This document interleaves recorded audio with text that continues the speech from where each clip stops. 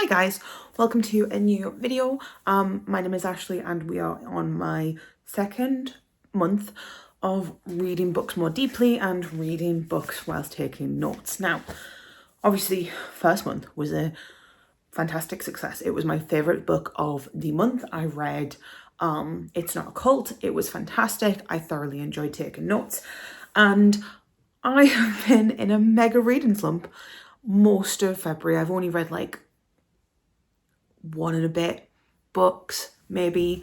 Like, I've not read much. I've not been reading much at all. So we were struggling. So I reread a favourite yesterday. You're just hearing a bit of a vibe of what happened this month. But I reread a favourite yesterday and thoroughly enjoyed it. Red Cloud and Cornfield. This is not what we're talking about. So we're not bringing that book up and we're not putting it in the video. You're welcome, Becca. But I was struggling, so I was trying to figure out what to read, and the books that I wanted to read were all bigger, chunkier books, which is great. But we were on Thursday, what date is it? The 19th of February, and I was like, I don't know if I've got the time to invest in a long book, and therefore I picked Don't Let the Forest In by C.G. Drews.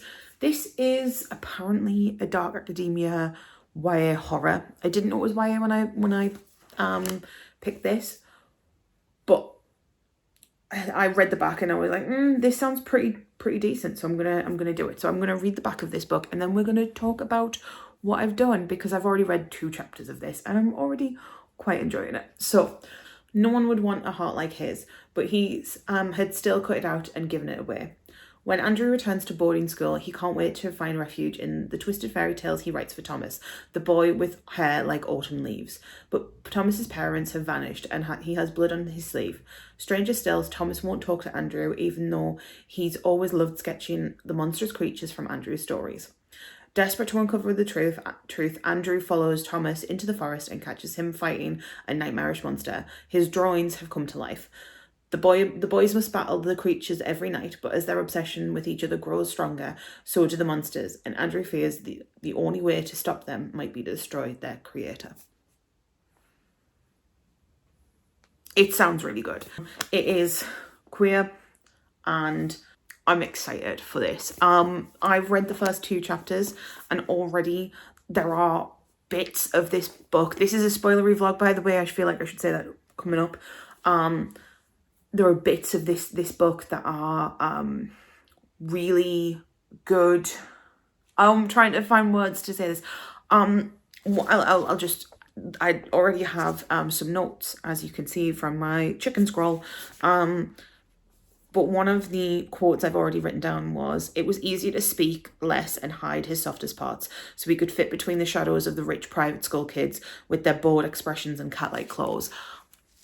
You sold me. You sold me. I really like the writing of this. It's so beautiful. We have kind of the insighting of the main character doesn't know what's going on, which I think that's always good. There's a bit of intrigue because they keep on referencing what happened last year, and we don't know what that is. And I'm really enjoying it. I'm really enjoying it so far. And I'm only 2 chapters in. I am listening to the audiobook and reading the book because I got the audiobook on Spotify. But yeah, also just the pages have like blood spatters, and every so often, I'm going to show you the dedication more than anything. You have these blacked out pages, which are gorgeous. And I love little details in books like that. But yeah, queer, vibey horror, and the book looks gorgeous. So I'm really excited for this. Again, a kind of like folksy horror type thing. Don't know why that's the vibe for this, but that's what we're going to do. I'm hoping to pick up a fantasy in March. But March and April, I've got loads of overtime coming up, so I'm a little bit concerned about what I'm going to pick. So that's going to very much depend on how I'm feeling vibe-wise. But for now, we're doing this, and I'm going to go because it is currently my lunchtime, and I want to go and eat because food. So yeah, I will talk to you when I've read a little bit more. I just wanted to open this vlog up and talk about my excitement for this book. Hi guys, it is Saturday and I was going to read loads today, and I have read like 20 pages and not of the book for this vlog. So I am still reading Don't Let the Forest In. I also have started using my ring light again as a ring light. Who would have thought? But I went downstairs to read, and I was also waiting for like a delivery, so I was like, I'll go downstairs and I'll do that. And I read like 10 pages of a book that is not this book for this vlog, so I was trying to figure it out, and then I remembered I have a new bed, which is what I am on currently. It used to be on that side, it's now on this side, and I was like, maybe that's the thing, because I've got the ADHD, maybe the novelty of a new bed is something that's going to help me. So I'm going to try and read in bed. So I do have some more notes. I have like 2 pages of notes for this, and I am currently 110 pages in, so not too far, not too close. I'm really enjoying this. I think it's really creepy. It's got that like vibe of we don't know what's happening. You've got our 2 main characters. One of them had, so you've got Andrew and Thomas. Andrew is the one that we're kind of following the perspective of. Thomas is the boy that our main character has feelings for, and it's interesting because obviously we're getting Andrew's point of view and his perspective of everything, and he thinks that he's just going a little bit insane. He's having these breakdowns, he's having these moments, and then his best friend is just completely avoiding him. Again, I said this is a spoiler vlog, so if you don't know anything about this, please don't watch this video.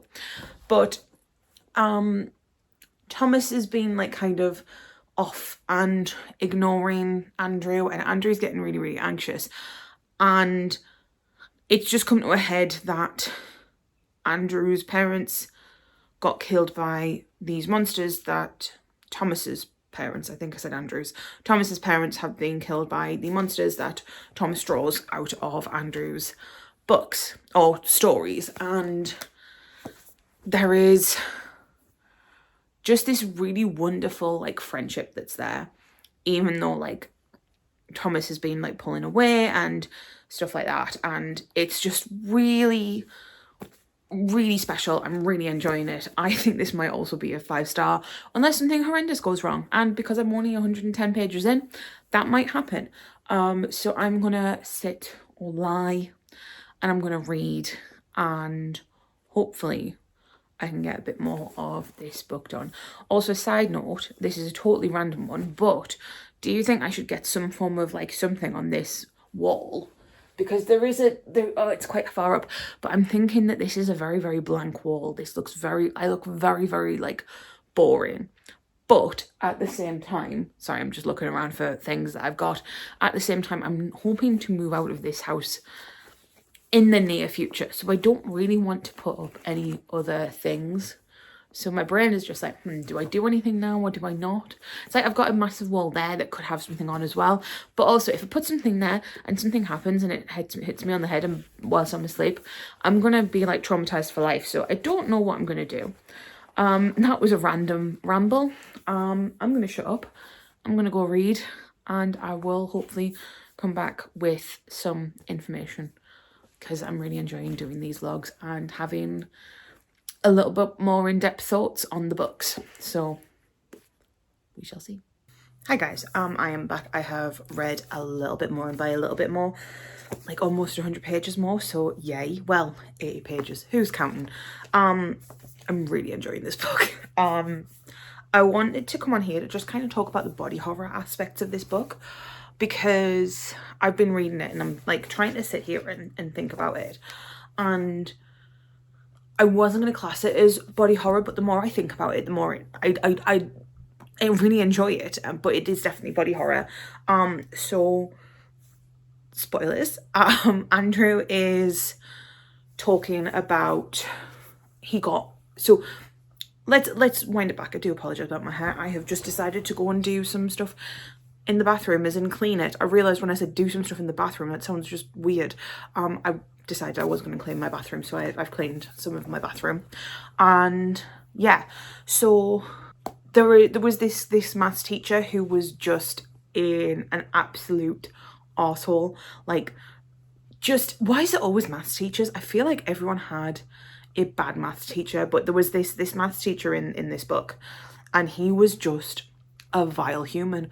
And thankfully he got his comeuppance, but he died, and as he was dying, it was by the Antler King, I believe was his name. But it was this really, I will show you what it was, because this book has depictions and pictures, and it was this creepy ass thing. So the Antler King apparently peels faces off, as you do, but Andrew, as the Antler King was coming to take his tithe, Andrew got hit in the ear with a vine and then had an earache. So he took a paperclip and stabbed, sorry Becca, took a paperclip and stabbed in his ear, and it was gross. There was mud coming out and all the foresty things, because you don't let the forest in. But like, and I was like, oh, this is really gross. But the vine isn't, like, all of the infection didn't come out, and it's apparently gone deeper in. So it keeps on talking about his ear and stuff like that, and the pain and all of this. And I realized it's kind of a body horror type thing, and like, it's just continuous, like, just this creeping. It's very, very much that kind of vibe of, like, there's that idea of, I'm trying to find words, but there was always that kind of conversation of, like, if we as humans stop, nature would take over everything that we did. So anything man-made would just be destroyed and taken over by nature. And I kind of get that vibe with this. Like, anything that these boys do is getting taken over by nature. Now, I don't know if that's like a metaphor for, like, what the norm society does of taking over and repressing queerness, which it very well might be. But it's really interesting to read, and it's really interesting to see that body horror vibe.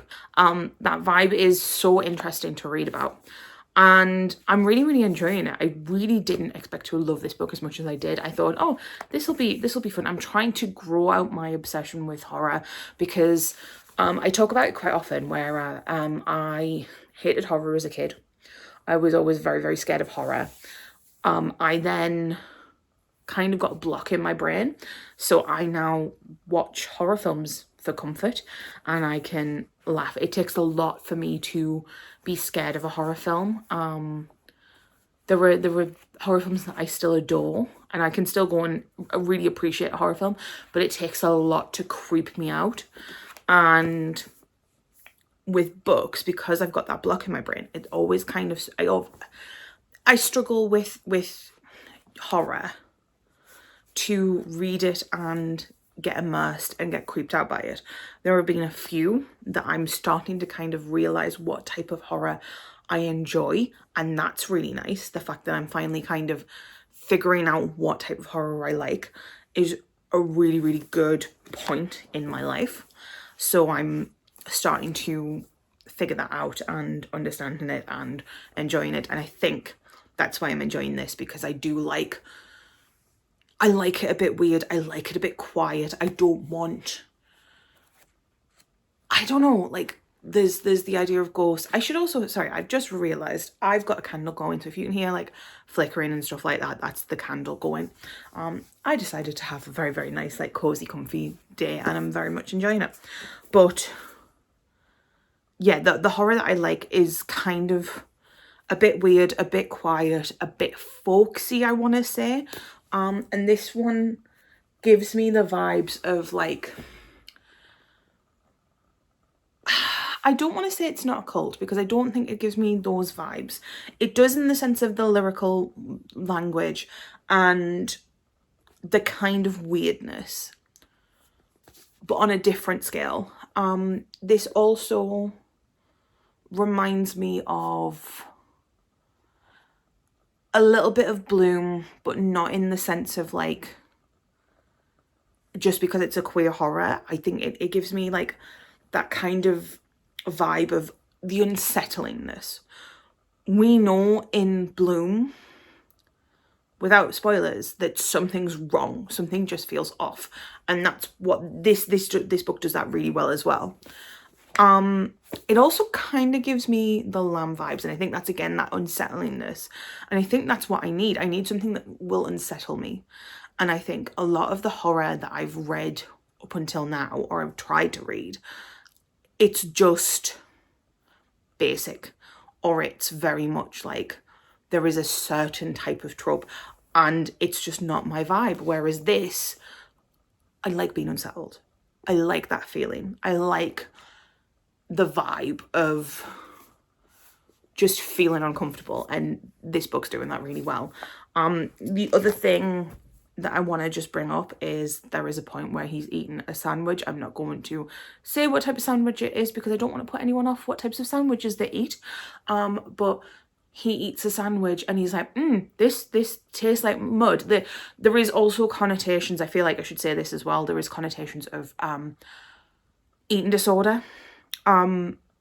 It's never specified, but Andrew has a lot of anxiety, and throughout it he's like, I'm too anxious to eat, I'm too anxious to eat, and he keeps missing meals. And he specifically says, Thomas, it's kind of said like, oh, Andrew thought that like Thomas might have noticed that he's not eating meals, and his twin sister Dove, who isn't in this book as much as I was expecting, she kind of dips in and out every so often. It's very much focused on Andrew and Thomas, which I quite like. She has brought up, hey, you're not eating meals. Like he says something like, oh, you don't eat with us anymore, and she goes, as if you eat. So I think that like there is something about that. So please skip this. If you're watching this and you were kind of like trying to figure out your vibe, please skip this if that's it. I don't know if it's actually, is it brought up? It is not. I wish that all books would have a content warning page, because I think that it's really important to have content warnings in your books. Skip over them if you want to, but for books, I think it's really, really important that we have things like this, because I think obviously eating disorders are very, very triggering to a lot of people.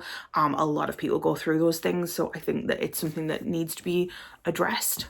But it's really interesting. I really love the way that Andrew's anxiety is being depicted.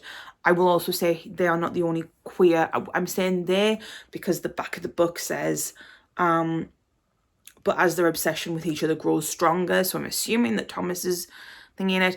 We're getting hints of it, but it's not being said out loud. But we know Andrew is obsessed with Thomas.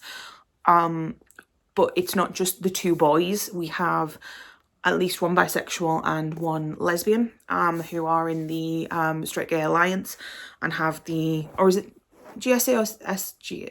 It'll be the GSA, the Gay Straight Alliance. And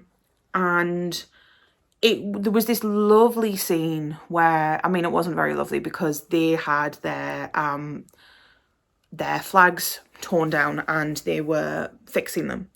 And Lana turns around and says, oh, the teacher said that we can get new ones, but I want to fix these ones because I feel as if we fix them, it shows that we are unbreakable, and it's a good representation that we will not stop being who we are, which I loved. And then Andrew comes out as asexual, and he kind of goes, I don't think that, like, I think for the right person romance would be there, but I don't want to do anything physical, which again, love that. I love different types of queerness in a book, and the fact that we get an asexual character who comes out and says, I think I'm asexual, and it makes sense for him to be asexual. I really, really appreciate this book for that. And I also think, like, for a horror, it's just beautifully done. But I am this far in, so I've read quite a bit. How many book pages do I have? I have like just over 100 pages to read, like 140-ish. So fingers crossed I can get this done today. Not because I want to get it over and done with, but because I'm really, really invested in it when I'm sat down and reading it. I've just been struggling to sit down and read it. So fingers crossed I'm getting there. I'm coming in with a very quiet thing. Please ignore this, by the way. There is a bunch of stuff I need to get rid of and I just haven't had time to. So if you see something random in the background, I had to get rid of a bed. I had to get rid of a lot of bedding and other things, and apparently I just threw it in the corner, and apparently you can see that, and I can't be bothered to sort out my bedroom. Or like, I don't have the spoons to do that right now, but I'm reading Don't Let the Forest In. And I was watching a vlog of someone, and I cannot remember who it was, but they were talking about YA romance, and how sometimes when you're reading a contemporary romance, it's very, very quick, and the point of it is the romance, and you don't get the yearning that you get in YA romance. And I was like, I don't think that's true. I mean, I don't read a lot of contemporary romance. I do read some, but I don't read loads. But I do think that we do get like a lot of beautiful yearning in contemporary romance. And then I got to a point in this book, and we've had a love confession. Thomas has very much been like, do you like me? And they're like, and Andrew's like, we don't talk about this, why are you bringing this up? And then he's just been like confessing all of this, and it's a beautiful scene. And then he turned around and went, everything inside me is in ruins, Thomas said, for you. I love it. I love it so much. Like, yeah, I totally agree with it, that I think sometimes it does take a YA, because a young adult's feelings are so big, and they're so bold, and they're so all over the place. And I think sometimes you forget what it's like, and monotony and life can bring you down, and you don't have those feelings. And it's so wonderful to read that. I'm still terrified of what's going to happen, because we've still got the monsters, and this is a horror. I'm also very concerned because I've realised this is not a standalone, so there is another book in this, and I'm really worried that this is going to end on a cliffhanger. And if it does, we're going to need to get the second one, depending on how it goes. Because if it has like a terrible ending, I highly doubt it will have a terrible ending, but if it has a terrible ending, I'm not going to want it. But we have found out that Thomas is bisexual, and Andrew has admitted that he's asexual, so we have a lovely little dynamic there, and I'm very much enjoying it. I have like 100 pages to go. I'm eating with this book. Yeah, I'm hoping to get this finished tonight. I think it's just over an hour on the audiobook I have left. I'm listening to it on Spotify, unfortunately, so it tells you how many it has total, and I think it's just under, I think it's like 2.5 hours-ish, maybe a little bit more. And I'm listening to it 2 speed, so it should take me like an hour and a half-ish, if not a bit longer, because, well, a bit shorter, depending on how long it is. I haven't checked fully, but I'm really enjoying it. And I had that moment of like, this book is beautifully written. I did not expect it to be. It's a YA horror. Why is it so gorgeous? Love this for me. Love this for C.G. Drews. Genuinely, this is such a good book. It's so beautifully done. I'm putting a prediction out there. I might be wrong.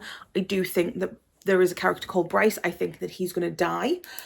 He's a massive bully. We hate him. And Andrew came up and was like, oh, we know how to, like, someone had turned around and said, oh, he's a monster.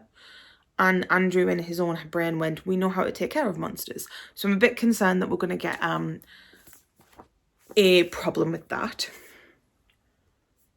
But we'll see. I'm hopefully going to finish this today. I'm really enjoying it though. I think I figured things out. So hilariously, I'm only like pages away. How many pages am I? He said, so on page 225 was when I came to you. I'm on page 232. So when like, but things are happening. So we got our love confession. He said he was asexual. Thomas didn't understand it fully. not in a bad way, just in a way that like they're two boys who've never coming out to each other and not doing very well with it. And Andrew's having a panic attack, so he wants to go and see his sister. And he's raced to the girls' he's raced over to the girls' dormitory, and he's looking for his sister Dove.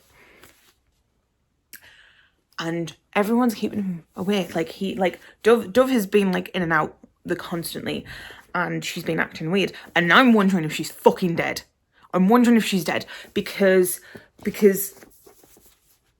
he's with Lana and Chloe, who were in the GSA, and they're like, do you want me to call your dad? And everyone's referring to the fact that something happened last year, and no one is talking, and we have not seen anyone interact with Dove. The only person who we've heard someone talk about Dove is Lana. We know something happened with Dove and Thomas, but Dove and like Lana said, oh, I promised Dove I would take care of you. But we've not seen them interact. We just saw Lana come over to. I think Dove is dead. I think Dove is dead. And I'm bringing this up, and I'm going to look like an absolute twat if I'm wrong. So therefore, I'm not going to upload this clip yet. Because if I'm wrong, I'm not uploading it to the vlog, so I'm not going to put it in the thing. I hope I'm right. I'm going to shut up. I'm going to finish this book because I need to know. I likely won't be answering any more information about this book or telling you any more of my thoughts because I want to finish it. So I will be right back. Hi guys. I finished it. This was a 5-star. I was correct. Dove was dead. The apparition that was in the school was one of the monsters. The ending of this was so bittersweet, a little bit ambiguous, which I love a bit of an ambiguous ending, I'm not gonna lie. And this book was just so good. I really wasn't expecting this book to be as good as it was. I've also checked on Goodreads, and it appears as if the reason that this is one in a series is because there is a prequel. I'm assuming it's like a mini short story that the author's done from Thomas's perspective. I'm assuming, because it just said Thomas. So that's been linked as 0.5, whereas this is number 1. So that makes more sense. This was so hauntingly beautiful and so weird and so creepy and like body horror. I really enjoyed this book. This had everything I didn't know I wanted, which we love. I want to reread this knowing the twists because I think that would be interesting. But I genuinely did not expect to love this book as much as I did. I thought this will be something interesting to read. With horror, it's always good to go into it with a little bit more understanding, which is why I did the vlog. And I ended up just really enjoying it, like really enjoying it. I think the way that Andrew's anxiety was shown was interesting. I loved the fact we got his interactions with Lana and Chloe explained her social anxiety a little bit more. I loved that Andrew and Thomas's relationship was a little bit it was very obviously not the most healthy, and yeah, I don't know, I don't know what to say about this apart from I really enjoyed this book. I think I'm becoming a horror girly. What is this? Why am I becoming a horror girly? But yeah, this was so beautifully done. I think there was a few things that I think could have been a bit different, but I genuinely love this book. I really enjoyed this book. It was very well done. I'm very glad that I've read this. So far, I have loved every book I've done for this vlog series, which is good. I'm dreading the time when I dislike a book for this vlog series. And I haven't decided what I'm going to do if I decide to read something and then I want to DNF it, because that's going to be a difficult one to do. But we're not there yet. And yeah, so book is done. Did I spend most of the day? I read like this much of it just in this bed. I've barely moved. But yeah, I hope you enjoyed this vlog. Let me know if you have read it and what you thought of it. And yeah, if you've got any suggestions of books I should read going forward, because like I'm coming at this with like no understanding or expectation of what I want to read. The only thing that I'm kind of giving myself as a push is it needs to be something that's going to be a little bit more invested. So high fantasy or horror or something, not like a romance, just because I want to read it a little bit more in depth. So yeah, let me know what you think I should read, and I will talk to you guys later. Bye guys.